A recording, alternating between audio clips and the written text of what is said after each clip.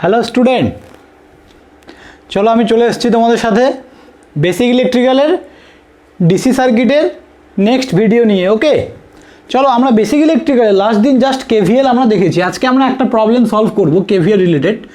তারপরে আরও কিছু পড়ার পর আমরা কেভিএল আবার সলভ করব, বিকজ কেভিএল কিন্তু মোর ইম্পর্টেন্ট ইন ইলেকট্রিক্যাল। ওকে, তুমি ইলেকট্রিক্যাল যতদিন পড়বে কেভিএল কিন্তু তোমার পেছন ছাড়বে না। সো কেভিএল তোমাকে জানতেই হবে খুব ভালো করে। ক্লিয়ার? চলো দেখো, এটা যদি ভোল্টেজ সাপ্লাই হয়, এটা প্লাস, এটা মাইনাস, এটা প্লাস, এটা মাইনাস। ক্লিয়ার? তাহলে এখান থেকে আমাদের কারেন্ট ফ্লো হতে শুরু করবে। This is I1। আবার এটাও একটা ভোল্টেজ সাপ্লাই, এখান থেকেও কারেন্ট ফ্লো হতে শুরু করবে। এটা ধরলাম I2। দেখো এরা দুজন এখানে এসে মিট করবে, I1 প্লাস I2। ক্লিয়ার? তাহলে আমি প্রত্যেকটা ব্রাঞ্চের কারেন্ট জেনে গেছি। যখন আমি প্রত্যেকটা ব্রাঞ্চের কারেন্ট জেনে যাব তখনই আমি একমাত্র কেভিএল অ্যাপ্লাই করতে পারবো। তাছাড়াও অ্যাপ্লাই করা যায়, সেগুলো আস্তে আস্তে জানতে পারবে। ওকে, এখন আপাতত তুমি মনে রাখো যে আমাকে কেভিএল অ্যাপ্লাই করার জন্য প্রত্যেকটা ব্রাঞ্চের কারেন্ট জানা কিন্তু দরকার। ক্লিয়ার? চলো এবার আমি এই ফার্স্ট লুপে এই ক্লকওয়াইজ ডাইরেকশানে কেভিএল অ্যাপ্লাই করব। তোমাকে একটা ডাইরেকশান কিন্তু দিয়ে নিতে হবে। ক্লিয়ার? আর এখানে ধরো লিখে নিলাম L1 L2। এবার এখানে লিখে নিতে হবে যে অ্যাপ্লাইং কেভিএল L1। তাহলে আমি L1 লুপে কেভিএল অ্যাপ্লাই করছি। কোন ডাইরেকশানে করছি? ক্লকওয়াইজ ডাইরেকশানে। তাহলে এখানে দেখো আমার যে ডাইরেকশান আছে আর আমার সার্কিটের ডাইরেকশান কিন্তু সেম আছে। দেখো এই ডাইরেকশান, এই ডাইরেকশান, এখানে এও কিন্তু ক্লকওয়াইজ ডাইরেকশান, আমার ডাইরেকশানও কিন্তু ক্লকওয়াইজ। তো সবসময় মনে রাখবে আমি কিভাবে কেভিএল অ্যাপ্লাই করি। আমি প্রত্যেকটা এলিমেন্টের অ্যাক্রসে ভোল্টেজগুলোকে কালেক্ট করি। তো প্রথম এলিমেন্ট হচ্ছে ভোল্টেজ সোর্স, তো এর ভোল্টেজটাকে নেব হচ্ছে 10 ভোল্ট। এবার 10 ভোল্ট যখন নিলাম, এর দেখো কোনটা ফার্স্ট, মানে প্লাসটা আগে আসছে না মাইনাসটা আগে আসছে, কোন পোলারিটিটা আগে? মাইনাস। যদি তুমি এটাকে এভাবে আঁকো, দেখো যদি আমি এটাকে প্যারালালি এভাবে এঁকে নিই, তাহলে আমি যদি এভাবে কেভিএলটাকে অ্যাপ্লাই করি ক্লকওয়াইজ, তাহলে আগে আমার কে আসছে? Minus polarity. ওকে, সো এখানে মাইনাস লিখে নিলে। ক্লিয়ার? এখানে মাইনাস লিখে নেওয়ার পর প্লাস। এবার কেন প্লাস দিচ্ছি? পরের এলিমেন্টটায় এটা প্লাস, এটা মাইনাস। তাহলে বলো এটা প্লাস, এটা কেন মাইনাস হলো? বিকজ কারেন্ট অলওয়েজ রেজিস্ট্যান্সের পজিটিভে এন্টার করে আর নেগেটিভে বেরিয়ে যায়। তাহলে পজিটিভে এন্টার করেছে, প্রথম সিম্বলটাই আমি দেখব, প্রথম প্লাস নিয়েছি। এবার এখানে এটার অ্যাক্রসে আমাকে ভোল্টেজ বের করতে হবে। এটার অ্যাক্রসে ভোল্টেজ কী হবে? 2 × I1 প্লাস। এইবার দেখো এই লুপটা নিচ্ছি কিন্তু আমি, ফার্স্ট লুপ একটা লুপ নিচ্ছি। তাহলে এই এলিমেন্টটাও আসবে আমার, 4 ওহম এলিমেন্টটাও আসবে। তাহলে 4 ওহমের মধ্যে দিয়ে কত কারেন্ট ফ্লো করছে? I1 plus I2 × 4। তার মানে আমরা I × R নিচ্ছি। তার মানে কি এটার অ্যাক্রসে ভোল্টেজটাই নিচ্ছি, তাই না? এখানেও I × R, এখানে I কত? I1 plus I2, that's why I1 plus I2 নিয়েছি। বোঝা গেল? তাহলে এবার দেখো এটাকে যদি সলভ করি, দিস ইজ ইকুয়ালস টু 0। ওকে, তাহলে এটাকে সলভ করলে 2I1 4I1 মানে 6I1 plus 4I2 equals to 10। ওকে, তাহলে কি হবে? এটা আমার ইকুয়েশন 1। ওকে, এইবার আমি অ্যাপ্লাইং সেমভাবে লিখে নেবে, অ্যাপ্লাইং কেভিএল লুপ 2। লুপ 2তে নিচ্ছি। এবার দেখো লুপ 2র জন্য আমি এটাকে এই ডাইরেকশানে অ্যাপ্লাই করব। ক্লিয়ার? আমি এই ডাইরেকশানে লুপ 2তে অ্যাপ্লাই করব। তাহলে যদি আমি এই ডাইরেকশানে অ্যাপ্লাই করি, দেখো প্রথম এলিমেন্ট এটা, তাহলে প্রথম এলিমেন্ট এটা -20। তুমি যে কোনো ডাইরেকশানে নিতে পারো, এই ডাইরেকশানও নিতে পারো, এই ডাইরেকশানও। তো আমি অ্যান্টি ক্লকওয়াইজ ডাইরেকশান এখানে নিচ্ছি, বিকজ আমি দেখলাম যে অ্যান্টি ক্লকওয়াইজ নিলে আমার সুবিধা হবে, বিকজ আমার তাহলে কারেন্ট ডাইরেকশান আর আমার কারেন্টের ডাইরেকশান আর আমার যে লুপের ডাইরেকশান সেম হবে। সো -20 কেন নিলাম? এইখান থেকে, এই রুলস থেকে -20 প্লাস। এখানে সবসময় কারেন্ট এখান থেকে এখানে প্রথমে এন্টার করবে, মানে দিস ইজ কল প্লাস, এটা মাইনাস। কারেন্ট অলওয়েজ রেজিস্ট্যান্সের পজিটিভে এন্টার করে, তাহলে প্লাস মাইনাস, তাহলে কী হবে? 8 × I2 plus I1 plus I2 × 4 equals to 0। ওকে, তাহলে এটা হচ্ছে 2I2 4I2 কত হচ্ছে? 12I2 plus 4I1 equal to 20। Clear? তাহলে এখান থেকে দেখো 4 কমন যাচ্ছে আমাদের, তাহলে আমাদের কত হচ্ছে 3I2 plus I1 equals to 5. This is the equation 2. Clear? তাহলে এই দুটো ইকুয়েশনকে যদি আমি এখন সলভ করি তাহলে I1 I2 ভ্যালু পেয়ে যাব না? দেখো, বুঝতে পারছো তো তোমরা? আমরা যদি এখন এই ইকুয়েশন দুটোকে সলভ করি তাহলে কি করব, লেখো এভাবে সিম্পলি ইকুয়েশন 1 মাইনাস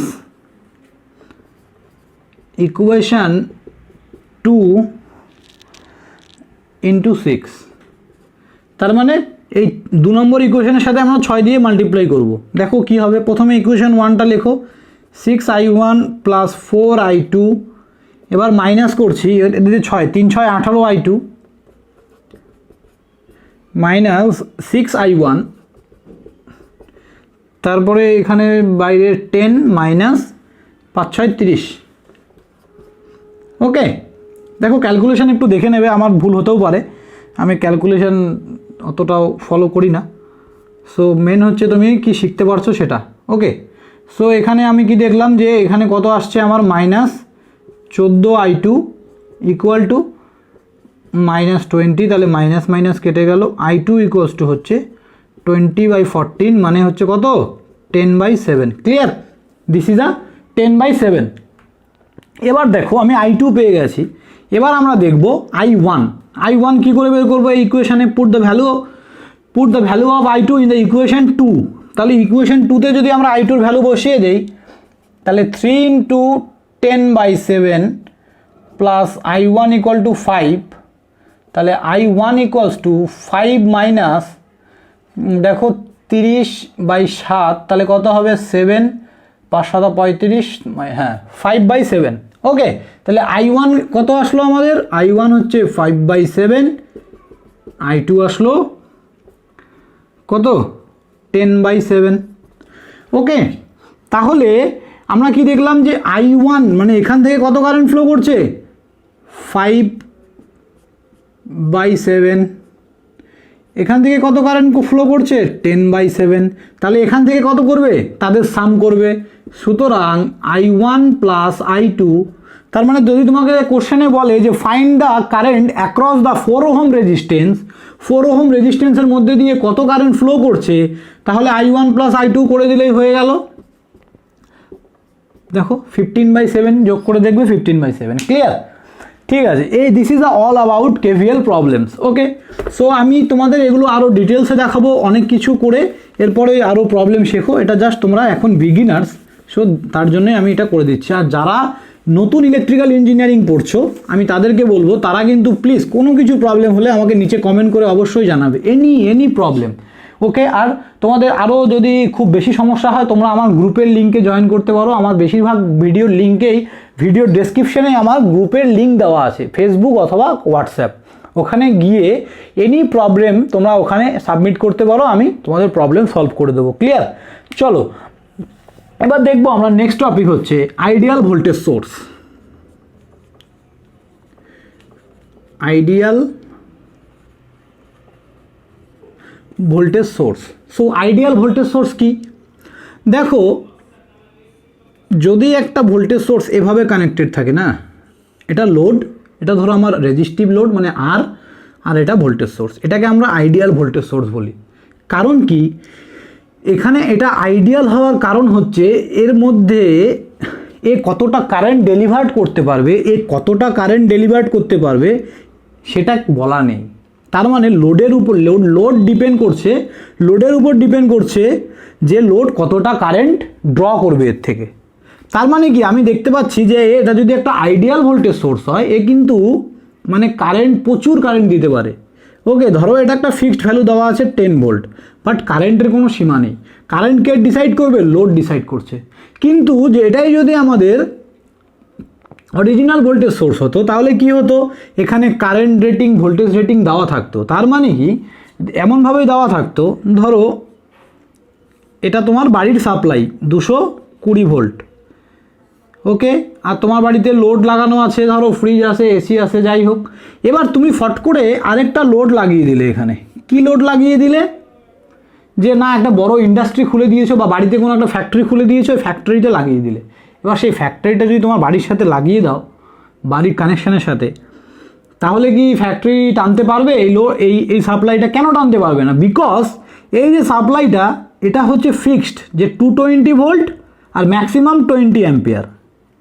তো এই লোড দেখা যাচ্ছে যে এই লোড 20 অ্যাম্পিয়ারের থেকে বেশি কারেন্ট চাইছে, তখন সে কোথা থেকে দেবে? কারণ এই তো fixed value, clear?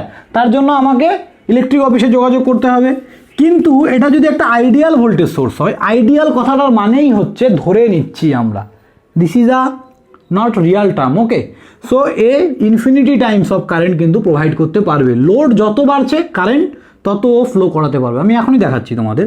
So this is a ideal voltage source. তো একটা আইডিয়াল ভোল্টেজ সোর্সের, মনে রাখবে, একটা আইডিয়াল ভোল্টেজ সোর্সের রেজিস্ট্যান্স সবসময় কি হয়? 0 হয়।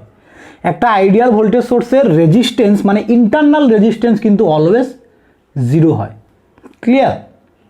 0 ইন্টারনাল রেজিস্ট্যান্স। তার জন্যই দেখবে কোনো ম্যাথস করার সময় আমরা ভোল্টেজ সোর্সকে শর্ট করি আর কারেন্ট সোর্সকে ওপেন করি। তার মানে ওপেন করি আর শর্ট করি, শর্ট করে দিই ভোল্টেজ সোর্সকে আর কারেন্ট সোর্সকে ওপেন করে দিই। সো সবসময় মনে রাখবে, এই কোশ্চেনটা কিন্তু প্রচুর কম্পিটিটিভ এক্সামেও আসে, যে কেন আইডিয়াল ভোল্টেজ সোর্সের রেজিস্ট্যান্স কত হয়, ক্লিয়ার? এবার দেখো, ধরে নাও এই আর আছে হচ্ছে, এই আরটা দিয়েছি আমি 2 ওহম, এটা 10 ভোল্ট, তাহলে এখান থেকে কত কারেন্ট ফ্লো করবে? I equals to V by R, তার মানে ভি হচ্ছে 10/2 মানে 5 অ্যাম্পিয়ার কারেন্ট ফ্লো করবে এটা দিয়ে, ওকে? দেখো আমি লোড বাড়ালাম, লোড আমি প্যারালালে বাড়ালাম। লোড প্যারালালে বাড়ালে সুবিধা কি? এটাও তার সাথে প্যারালাল, এটাও প্যারালাল, তার মানে এর একরাজও ভোল্টেজ 10 ভোল্ট, এর একরাজও ভোল্টেজ 10 ভোল্ট, ভোল্টেজের কোনো এফেক্ট পড়ছে না। ওই জন্য লোড আমরা সবসময় প্যারালালে বাড়াই। আমি তোমাকে দেখিয়ে, তোমরা যারা লোড এই ভিডিওটা দেখছো ফার্স্ট টাইম, তোমরা প্লিজ প্রিভিয়াস ভিডিওগুলো দেখো, তাহলেই বুঝতে পারবে why load are connected in parallel, okay? এবার দেখো আমি এখানে আবার একটা সেম 2 ওহম বাড়িয়ে দিলাম, এটা লোড বাড়াচ্ছি, কিন্তু রেজিস্ট্যান্স মানে লোড বাড়াচ্ছি আমি। লোড যখনই বাড়ালাম, এবার দেখো কত কারেন্ট ফ্লো করবে, তাহলে এখান থেকে কত কারেন্ট ফ্লো করবে? এইবার দেখো এই কারেন্টটা এসে কিন্তু দুভাগে ডিভাইড হবে। প্রথমে যখন ছিল তখন কত ছিল? 5 অ্যাম্পিয়ার, ওকে? এখান থেকে 5 অ্যাম্পিয়ার কারেন্ট ফ্লো করছিল। এবার দেখো এখান থেকে কত কারেন্ট ফ্লো করবে? দেখো এবার লোড আমাদের বেড়ে গেছে, তার মানে V equals to I into R, তার মানে I equals to V by R. V কত? 10 ভোল্ট। আর কত? এবার আর দুটো আছে, তাহলে এদের প্যারালাল করলে 2 ইন্টু 2 বাই 2 প্লাস 2, তার মানে 2 দুগুণে 4, 2 দুগুণে 4 মানে 1, ওকে? তার মানে 1, তার মানে কারেন্ট এখান থেকে কত ফ্লো করছে তখন? 10 অ্যাম্পিয়ার।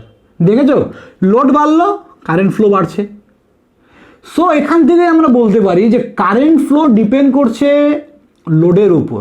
লোড ডিসাইড করবে সে কতটা কারেন্ট সাপ্লাই থেকে নেবে, ওকে? সো তোমাদের ভয় পাওয়ার কোনো কিছু নেই, যে আমি যদি একটা ছোটোখাটো ডিভাইসকে যদি আমি সাপ্লাইয়ের সাথে কানেক্ট করে দিই বড় সাপ্লাইয়ের সাথে, সে পুড়ে যাবে বা কিছু, সেরকম কোনো ভয় পাওয়ার কিছু নেই। কারণ লোড, তুমি যাকে কানেক্ট করছো সে কিন্তু ডিসাইড করবে সে কতটা কারেন্ট কনজিউম করবে, ক্লিয়ার? সো এটাই আমার মেন দেখানোর উদ্দেশ্য ছিল, ওকে? চলো এখন দেখো, এখানে এটা দিয়েও 5 অ্যাম্পিয়ার কারেন্ট ফ্লো হবে, দুভাগে ভাগ হবে, সেম রেজিস্ট্যান্স আছে, তার মানে এটা দিয়েও 5 অ্যাম্পিয়ার কারেন্ট ফ্লো করবে।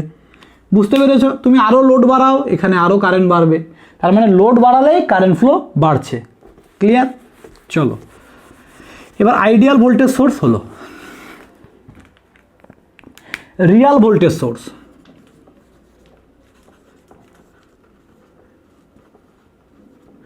Real voltage source, okay? তাহলে রিয়াল ভোল্টেজ সোর্স কোনটা? যে ভোল্টেজ সোর্স রিয়ালি কিছু রেজিস্ট্যান্স থাকে, this is call real voltage source. তো একটা রেজিস্ট্যান্সের সঙ্গে একটা ভোল্টেজ সোর্সের সাথে, এটা আমার ধরো লোড, এটা আমার RL লোড রেজিস্ট্যান্স, বাট এটা আমার স্মল আর দিয়ে আমরা কি বোঝাবো? এই ভোল্টেজ টার্মিনাল মানে এই সাপ্লাই ভোল্টেজটার একটা ইন্টারনাল রেজিস্ট্যান্স থাকবে। মনে রাখবে, ইলেকট্রিক্যালে এমন কোনো এলিমেন্ট নেই যার ইন্টারনাল রেজিস্ট্যান্স থাকে না।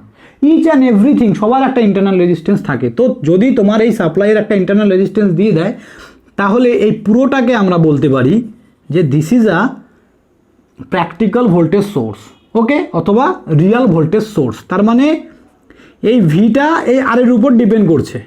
তাহলে আমি আগের দিন তোমাদের দেখিয়েছিলাম যে যদি এইভাবে একটা কানেকশান করা থাকে, তাহলে এটার ভ্যালু কত হয়? এই ইন্টারনাল রেজিস্ট্যান্সের সাপ্লাই ভোল্টেজ মাইনাস এই টার্মিনালের অ্যাক্রসে ভোল্টেজ ডিভাইডেড বাই কত আই, কত কারেন্ট ফ্লো হচ্ছে। তার মানে আর কি, আর মানেই তো V by I, V by I. এই ভিটা কি সাপ্লাই ভোল্টেজ মাইনাস লোডের অ্যাক্রসে যে ভোল্টেজটা আছে তার মাইনাস করতে হবে, লোডের অ্যাক্রসে যে ভোল্টেজটা। অবভিয়াসলি সাপ্লাই ভোল্টেজ লোড এই ভোল্টেজের থেকে বেশি হবে, কারণ আমি তো সাপ্লাই দিচ্ছি, এর অ্যাক্রসে যে ভোল্টেজ ড্রপ হবে সেটা অবভিয়াসলি এই সাপ্লাই ভোল্টেজের থেকে এটা কম হবে, তার জন্য এটা মাইনাস। ঠিক আছে, চলো। সো তোমরা বুঝতে পারলে তো রিয়াল ভোল্টেজ সোর্স কি। চলো এবার আমরা দেখব আইডিয়াল কারেন্ট সোর্স। ওকে, দেখো আইডিয়াল কারেন্ট সোর্স কি।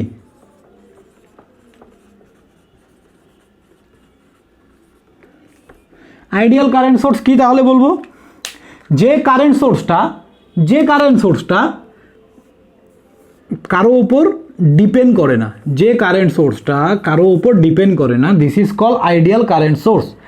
যার ইন্টারনাল রেজিস্ট্যান্স ইজ ইনফিনিটি, তার জন্যই আইডিয়াল কারেন্ট সোর্সকে ওপেন সার্কিট করা হয়। ক্লিয়ার? যদি কোনো ম্যাথসে আমরা দেখবো পরে ওপেন সার্কিট কোথায় করা হয়, তো শুধু এখন আপাতত মনে রাখো যে আইডিয়াল কারেন্ট সোর্স হচ্ছে এমন একটা কারেন্ট সোর্স যে যার কারেন্ট হচ্ছে ফিক্সড, মানে এটা 10 অ্যাম্পিয়ার, মানে কিন্তু 10 অ্যাম্পিয়ারই থাকবে। ক্লিয়ার? এবং এ কারো উপরে ডিপেন্ড করছে না, এই কারেন্ট সোর্সটা কারো উপর ডিপেন্ড করছে না। তাহলে বলেছে যে an ideal current source supply the same current any load is connected. তার মানে বুঝতে পেরেছো কি বলেছে, যে বলেছে যে এই কারেন্ট সোর্সটা একইভাবে 10 অ্যাম্পিয়ার কারেন্ট দিয়ে যাবে এনি লোড ইজ কানেক্টেড। যেই লোডই লাগাও না কেন, এটা যদি আমাদের কারেন্ট সোর্স হয়, এ কিন্তু এই কারেন্টটা অলওয়েজ দিয়ে যাবে। এটা আমাদের ধরো এই রেজিস্ট্যান্সটা 2 হোক, 3 হোক, 4 হোক, 100 হোক, এনিথিং, এনি ওহমের হোক, এ কিন্তু অলওয়েজ 10 অ্যাম্পিয়ার কারেন্টই ফ্লো করে যাবে। কিন্তু আমরা এর আগে কি দেখলাম, লোড ডিসাইড করে কারেন্ট ফ্লো কতটা হবে, কিন্তু এটা যেহেতু ideal current source, that's why এটা কিন্তু কনস্ট্যান্ট এই কারেন্টটাই ফ্লো করে যাবে। দিস ইজ আ আইডিয়াল, এই জন্য এটাকে বলা হচ্ছে আইডিয়াল। এবার যদি আমাদের রিয়াল হয়, রিয়াল হলে কি হবে দেখো, দিস ইজ আ রিয়াল। এই জিনিসগুলো তোমরা খুব ভালোভাবে দেখো, এগুলো কোথাও পাবে না। ঠিক আছে, এত রিয়াল কারেন্ট সোর্স এত ডেপথে কেউ বলবে না। তো তোমরা এখান থেকে কনস্ট্যান্ট প্রিপারেশন চালিয়ে যাও, অবশ্যই তোমরা ভালো মার্কস বা ভালো রেজাল্ট করবে, আমি শিওর। চলো দেখো রিয়াল কারেন্ট সোর্স। দেখো রিয়াল কারেন্ট সোর্স, একটা কারেন্ট সোর্সের অ্যাক্রসে যদি আমরা একটা রেজিস্ট্যান্স লাগিয়ে দিই এবং এটা যদি আমাদের লোড হয়, তার মানে এটা হচ্ছে আমাদের আরএল, আর এইটা হচ্ছে আমার এমনি নর্মাল আর, আর এটা হচ্ছে আমার কারেন্ট সোর্স। ঠিক আছে, তো একটা কারেন্ট সোর্সের অ্যাক্রসে যদি একটা রেজিস্ট্যান্স লাগানো থাকে ইন প্যারালাল, এবং এই রেজিস্ট্যান্সটা যদি এই সোর্সের রেজিস্ট্যান্স হয়, that is call Real current source. Okay, always current সোর্সের সাথে এটা প্যারালালে লাগানো হয়, বিকজ তার কারণটা কি, দেখো এটা ধরো 10 অ্যাম্পিয়ার কারেন্ট আছে, তাহলে 10 অ্যাম্পিয়ার কারেন্ট এখান থেকে ফ্লো করবে। এবার এখানে গিয়ে তো দুটো পাথ পেয়ে যাচ্ছে, তাহলে আমি কি চাইবো, যে ম্যাক্সিমাম কারেন্ট আমার লোড দিয়ে ফ্লো করুক। আমার লোড মানে আমার ফ্যান হোক, মোটর হোক, আমার ইন্ডাস্ট্রি হোক, এনিথিং। তো আমি চাইবো যে ম্যাক্সিমাম কারেন্ট কি লোড দিয়ে ফ্লো করুক। তার জন্য এখানে যে প্যারালাল রেজিস্ট্যান্সটা লাগানো থাকে, এটা কিন্তু অনেক হাই রেজিস্ট্যান্স, মানে প্রচুর হাই। তার মানে কি, যত হাই হবে তত এখান থেকে কারেন্ট ফ্লো কম করবে, এখান থেকে যত কারেন্ট ফ্লো কম হবে সেটা লোড দিয়ে বেশি ফ্লো করবে। ক্লিয়ার হলো কনসেপ্ট? ক্লিয়ার হলো তো? ব্যাস, চলো নেক্সট। চলো নেক্সট হচ্ছে, নেক্সট বলেছে যে যদি দুটো কারেন্ট সোর্সকে আমরা এইভাবে পাশাপাশি রাখি,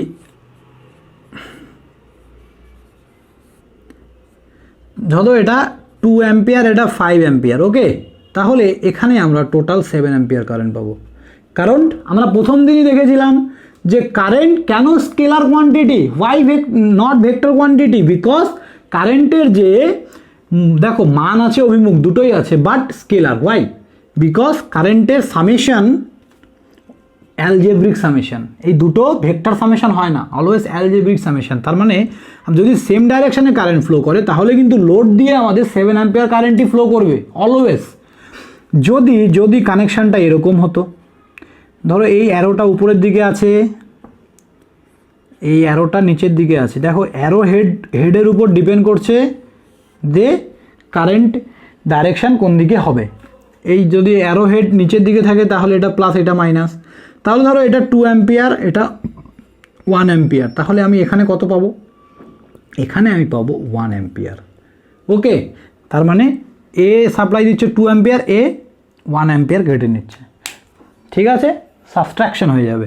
ওকে, চলো নেক্সট টপিক বলছে সোর্স কনভারসেশন বা সোর্স ট্রান্সফরমেশন। আমরা দেখব source transformation. So source transformation কি? সোর্স ট্রান্সফরমেশন হচ্ছে একটা সোর্স থেকে আরেকটা সোর্সে কি করে যাব। দেখো ভোল্টেজ সোর্স থেকে আমরা যাব কারেন্ট সোর্সে, কি করে যাব? যদি কোনো ম্যাথস করার সময় তোমার মনে হয় যে এটা কারেন্ট সোর্স করে নেওয়াটা বেটার, তাহলে অলওয়েজ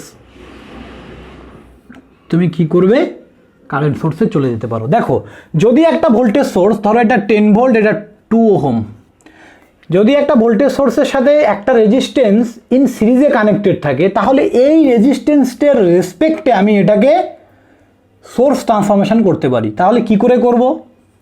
দেখো এই ভোল্টেজ সোর্স থেকে আমি কারেন্ট সোর্সে যাচ্ছি, কিচ্ছু না, জাস্ট আগে ড্রয়িং করে নেবে, আর কারেন্ট সোর্সের সাথে রেজিস্ট্যান্সটাকে প্যারালালে ড্র করবে। কন্ডিশন হচ্ছে এটা, এই কন্ডিশন। দেখো এইদিকে কিন্তু আমার সার্কিট আরও আছে, এটা আমার এখানে সার্কিট আছে, আমি আঁকিনি, জাস্ট আমি এই যে পোর্শনটুকু দেখব, আমার প্রথম পোর্শনটুকু সার্কিটের প্রথম পোর্শনটুকু, যে সোর্সের সাথে রেজিস্ট্যান্স কি সিরিজে আছে না প্যারালাল। যদি সিরিজে থাকে তবেই একমাত্র পসিবল আমি কারেন্ট সোর্সে যাব। এবার দেখো তো এইটুক জায়গা, তো এরপর থেকে এই যে দাগ দিয়ে দিলাম, এটা হচ্ছে আমার রেফারেন্স, তার মানে আমি এইটুক জায়গা কনভার্ট করে দিয়েছি, কারেন্ট সোর্সের সাথে প্যারালালে রেজিস্ট্যান্স লাগিয়ে দিয়েছি। তো this is a source transformation. তাহলে এবার ভ্যালুগুলো কী হবে, রেজিস্ট্যান্সের যা ভ্যালু আছে রেজিস্ট্যান্সের তাই ভ্যালুই থাকবে। কারেন্টের ভ্যালু কী হবে, I equals to V into I equals to V by R, I equals to V by R. তার মানে ভি কত ছিল 10 ভোল্ট, আর কত ছিল, আর সবসময় সেই রেজিস্ট্যান্সটাই হবে যার সাপেক্ষে আমি চেঞ্জ করেছি। বাকি সার্কিটে যত রেজিস্ট্যান্স থাক একটাও দেখার দরকার নেই, যার সাপেক্ষে চেঞ্জ করেছি তাকে নেব।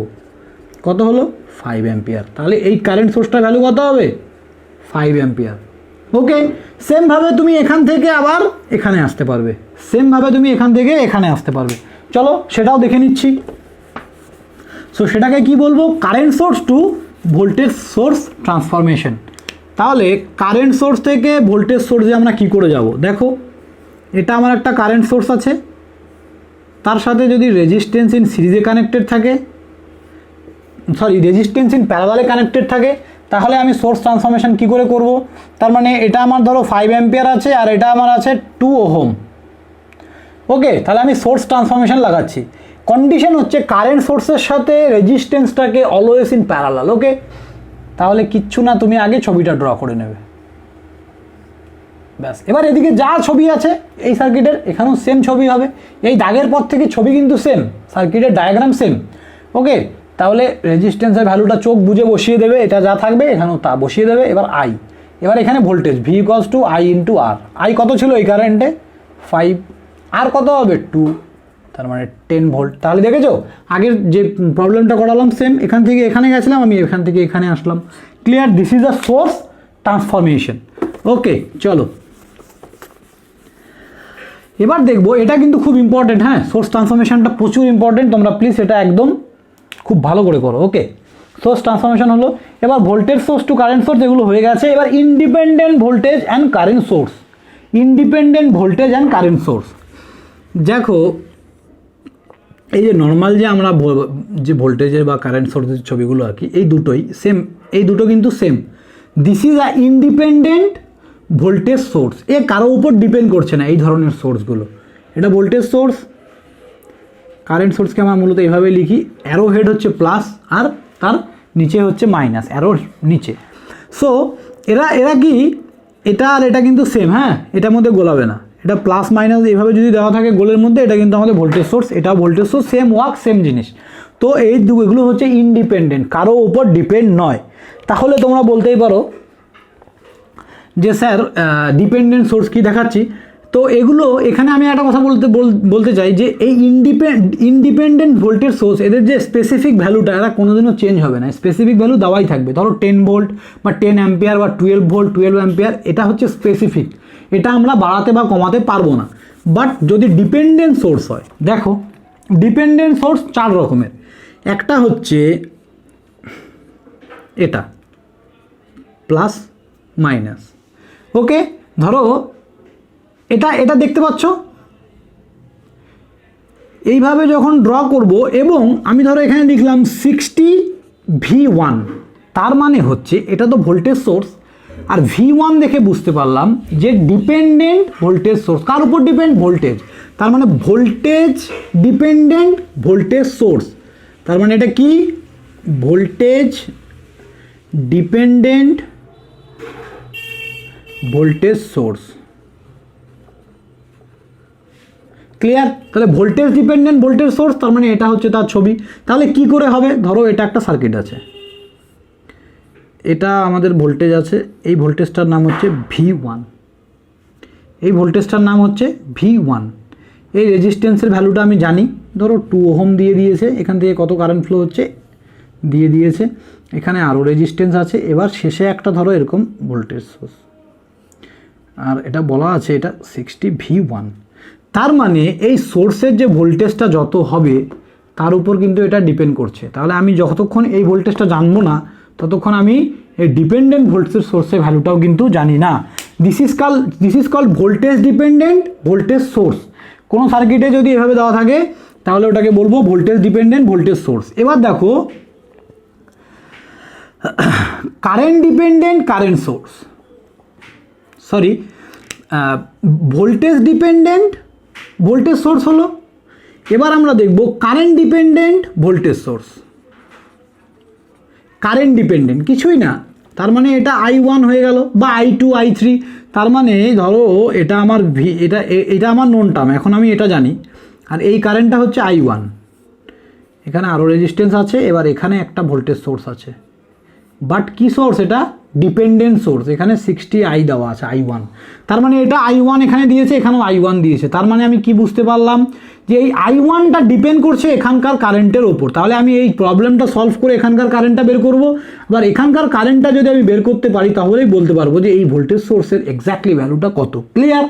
এটা এই কারেন্টের ওপর ডিপেন্ড করছে, এটা কিন্তু কোনো স্পেসিফিক ভ্যালু নয়, দেখেছো? এটা কিন্তু কোনো স্পেসিফিক ভ্যালু নয়, কারেন্ট যদি চেঞ্জ হয় ভোল্টেজ সোর্সের ভ্যালু চেঞ্জ হবে। ক্লিয়ার? সো কারেন্ট সোর্স হলো। এবার দেখো সেমভাবে কারেন্ট ডিপেন্ডেন্ট, এবার দেখবো আমরা কারেন্ট সোর্স। তাহলে current dependent current source, clear? তাহলে এটা কারেন্ট সোর্সের ভ্যালু, কিন্তু এভাবে আঁকবো আমরা, ওকে। তাহলে এবার দেখো এটার ভ্যালু দেওয়া আছে ধরো সেমভাবে 60I1, তার মানে আমার ডায়াগ্রাম ধরো এটা ভোল্টেজ আছে,